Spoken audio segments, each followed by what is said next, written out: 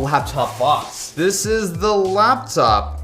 Are you serious right now? Like that's it. This is the entire laptop. Oh wow, it's actually aluminum. In fact, it actually looks like a tiny MacBook. Ooh, whoa. When I heard the words world's smallest laptop, I assumed something very small and plastic. It honestly seems like someone ran a MacBook through a shrink ray, and that is not a bad thing. Before I get too far into it, what else do we have in here? We have a USB-C to C cable, as well as a power brick, which I assume will use USB-C. I love this hinge.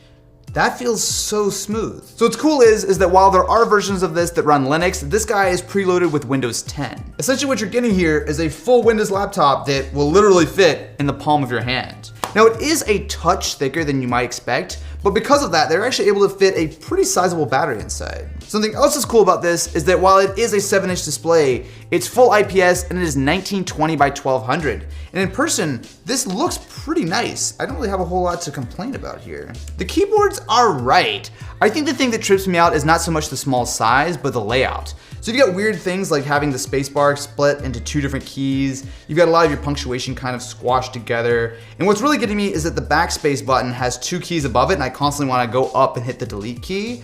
But keep in mind, this is a very, very tiny laptop. You're probably not going to want to, say, write a paper on it, but for a quick little bit of web browsing or something a little bit more basic, I think you can get away with it. So even though it doesn't have a trackpad, you do have a little nub, and it's not the most accurate thing in the world, but it's really not that bad. And obviously, you have the touchscreen as well if you want to get something that's a little bit more precise. Take a look inside the box, and we have the G6. Speaker's also decent. So the problem is it's just a single speaker that's kind of on the bottom, so it doesn't really sound great. It's a little bit tinny, but I don't know. I feel like I'm willing to forgive a lot for laptops that's this tiny. Like, I keep freaking out. That's so cool. Speaking of having a tiny laptop, there actually are a fair few ports, surprisingly. So not only is there USB-C for charging as well as data, but there's also an HDMI port, headphone, as well as a full-size USB 3. Inside the pocket, there are actually pretty decent specs. So it has a quad-core Intel Atom processor, a full 8 GB of memory, as well as a 128 GB SSD. Specs like that really aren't bad. It's what you would expect to find in a lot of budget laptops that are obviously much larger than this. Now, because it is so small, it does have a cooling fan, but even when it's running at full blast, it's not that loud. This guy is also rocking a 7,000 mAh battery. That is not bad. So especially with specs like this and such a small screen, they claim around 12 hours of battery life, and that sounds about right. Now what really jumps out to me though, I keep going back to this, is just how nice the hardware is. Yes, it is a little bit on the chunky side, but when you consider just what all is crammed inside, it's really a pretty decent trade-off. It's interesting at how few compromises there are here. So yeah, the screen is small, and it kind of looks like they just pulled it right off of a tablet, but that's fine, it's a solid unit. And the same thing goes for running Windows. Sure, this might not be the optimal Windows viewing experience, but with that high-res screen and a little bit of scaling, it's actually kind of usable. Like normal web browsing, that kind of stuff is totally fine. Honestly, I feel like the keyboard's going to be the toughest part to get used to. I think if you're really into a smaller computer, that I think you can get used to it, but I feel like all of my muscle memory just is not there. I'm constantly hitting the wrong key, having to kind of like squish my hands together.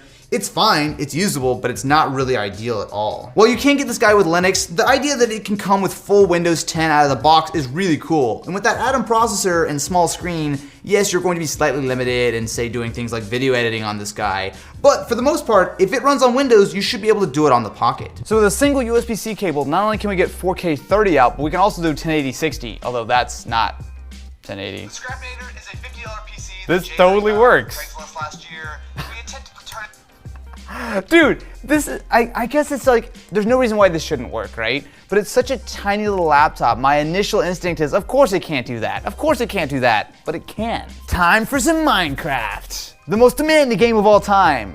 Well, if you're a 7-inch laptop anyway. You know what's kind of cool about the setup is that not only are we getting a full display, but with USB-C, we're also charging the Pocket at the same time. So essentially with one cable, kind of like a MacBook, you can do everything. Frame rate is not great though.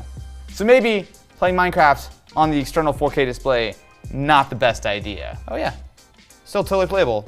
Now this is actually playing at 1200p right now. I mean, no, this might not be the greatest Minecraft computer in the world, but for something this small, I think it really does make a big difference that it actually has a nice display. I keep coming back to that. Like, I expect this to be small and cheap and not very good, but it's quality. Oh, I hate this. Oh no, this is terrible. This is terrible. Okay, so use a mouse. Number one rule of advice, Use a mouse. That was really, really bad. So yeah, this guy can play CSGO. Frame rate's a little bit lower than I would like, but you should not buy this as a gaming computer. The GPD Pocket is a weird little gadget. It's not for everyone, but I've got to say, I actually kind of like it. So what do you guys think about this tiny, tiny little laptop? Let me know in the comments below, and I will catch you in the next one.